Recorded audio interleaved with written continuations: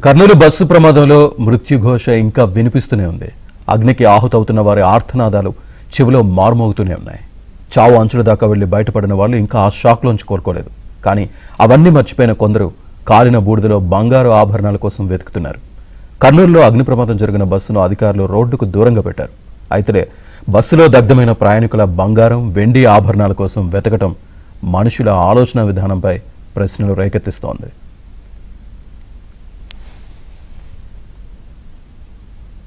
పూర్తి డీటెయిల్స్ మా కరెస్పాండెంట్ సుంకన్ అందిస్తారు. సుంకన,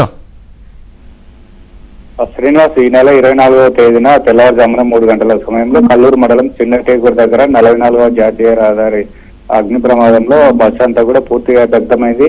బస్సులోని ప్రయాణికులు 19 మంది కూడా సజీవ దహనమయ్యారు. మరో వ్యక్తి బైకర్ కూడా అక్కడక్కడే చనిపోయారు. మొత్తం ఈ ఘటనలో 20 మంది చనిపోయినారు. ఈ ఘటన తర్వాత ఏదైతే బస్సును కూడా కొద్ది దూరంలో లెఫ్ట్ సైడ్ కూడా బస్సు అంతా కాలిపోతే దాన్ని పక్కకు పెట్టారు.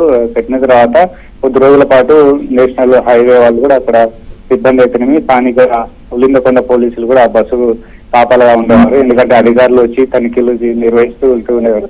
ఈ క్రమంలోనే అక్కడ ఎవరు లేకపోవడాన్ని చూసి కొంతమంది మహిళలు మరికొంతమంది పురుషులు వెళ్లి అయితే సజీవ దహనం అయ్యారు కాబట్టి వాళ్ళకి సంబంధించినటువంటి బంగారు, వెండి ఆభరణాలు, ఇతర విలువైన వస్తువులు ఏమైనా దొరుకుతాయని కూడా అక్కడ వెళ్లి ఆ బస్సులో ఉన్నటువంటి బుక్కిద మరికొన్ని కాలిపోయినటువంటి వస్తువులన్నిటి కూడా కిందికి తీసుకున్నిటిని కూడా జల్లెడ పడుతూ మరికొన్నిటిని అంతా కూడా అన్వేషిస్తున్నారండి. అటువైపు వెళ్ళేవారు కూడా ఈ వీడియో తీసి సోషల్ మీడియాలో పోస్ట్ చేయడంతో అందరూ చనిపోయి ఇంకా ఆ బాధిత కుటుంబాలకు తేరుకోలేదు. అట్లాంటిది ఈ పరిస్థితుల్లో వీళ్ళు బంగారు, వెండి ఆభరణాలు ఉంటాయని చూసి అక్కడ వెతుకులాడడం కూడా తీవ్రంగా ఆశ్రయించుకుంటున్నారు.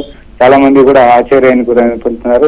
సోషల్ మీడియాలో కూడా దానిపైన కూడా పూర్తిగా విమర్శలు వస్తున్నటువంటి ఆ పరిస్థితి. అయితే మరికొంతమంది ఇక్కడికి వచ్చి ఇంకా ఏమైనా ఉంటాయా అని కూడా వచ్చేటువంటి అవకాశం ఉంది. కాబట్టి బస్సుకు దగ్గర ఎవరైనా సెక్యూరిటీ సిబ్బంది పెట్టాలని స్థానికులు కోరుకుంటున్నారు. శ్రీనివాస్.